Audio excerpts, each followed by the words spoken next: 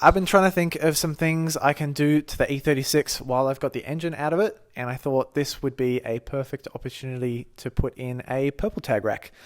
It should be a pretty easy job. I've had this lying around for a little while, and this is a great excuse to use it.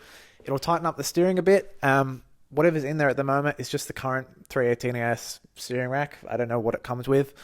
Maybe I'll look it up. I'll put the current, I'll put the current, and I'll put the future current ratio up there, future ratio there. These come out of an E46.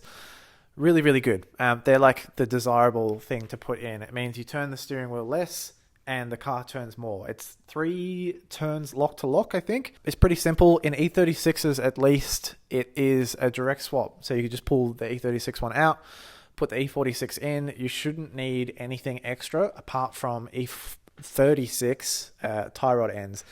These will obviously come with E46, but you need E36, otherwise your tie rods, they're not going to work. Your toe's going to be way out. I want to try and make this pretty informative, so if you want to actually learn how to do it, stick around and I'll show you how. But I'm going to make this a quick one, so let's do it.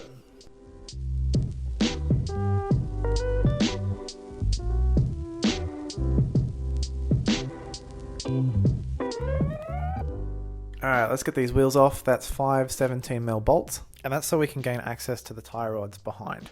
Both tie rods have a 17mm nut on either side, and I used a ball joint separator to get these apart, and I'd recommend that if you're planning on reusing them. From there I moved on to the steering column. That is a 13mm nut down the bottom with a bolt on the other side, also 13mm. Then we can undo the hose clamp on the bottom of the reservoir. There's a 10mm bolt on the front that you'll have to take off, and then a 21mm banjo bolt that goes into the actual rack. The banjo bolt just behind this is a 19mm, and in my case it was already pulled out. Now the line's ready to come out, and the only thing left to do is actually remove the rack itself. And that's just 2 15mm bolts that go the whole way through. It's 15mm on the bottom and the top. Give them a little wiggle and they should come out no problem. Pull this out towards the front of the car, and the steering column should slot out of itself a little bit higher up. From here I wasted a bunch of time on this mistake. I should have looked it up earlier, but I'll show you guys. That 13mm bolt on the bottom of the steering column needs to be completely removed for it to actually unslot itself. From here I took the 36 dust cap off my rack and replaced the 46 one on the new rack. It looked a lot nicer, and I'm pretty sure you need it for clearance as well.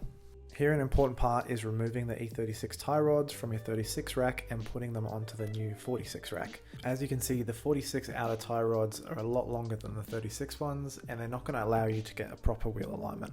You're going to need a 13mm spanner to hold the inner tie rod in place, and I used an adjustable wrench to get the locking nut off. When you're doing this, take note of how far the tie rods were screwed into the old steering rack so that you can try and get it into the same spot. You'll still need a wheel alignment after this, but it just means you'll be able to roll the car around. After this, we can install the new steering rack. It slots in just the same way that it came out from the front, and I'd recommend just putting one bolt through to begin with, the one on the right hand side, so there's still some movement on the left. Next, I don't know if you have to do this, but I did. I put the tie rods back into the knuckles just to make sure that the steering rack was centered before I actually attached the steering column. You can slot the bottom piece back in the way that it was. It may take a couple of taps with a hammer, and then with the movement that we got from not putting that other bolt in, you should be able to pull the rack forward and slot it back so that the splines engage. All that's really left from here is reattaching the other mounting bolt and putting the lines back on just the same as we took them off.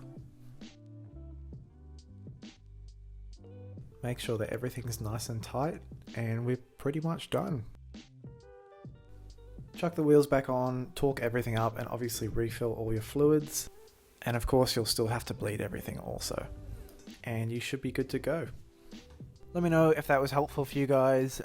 If you got any questions, feel free to ask me in the comments. And I'll have an update on this car very soon. The engine is going in soon, I promise. Alright, take care guys.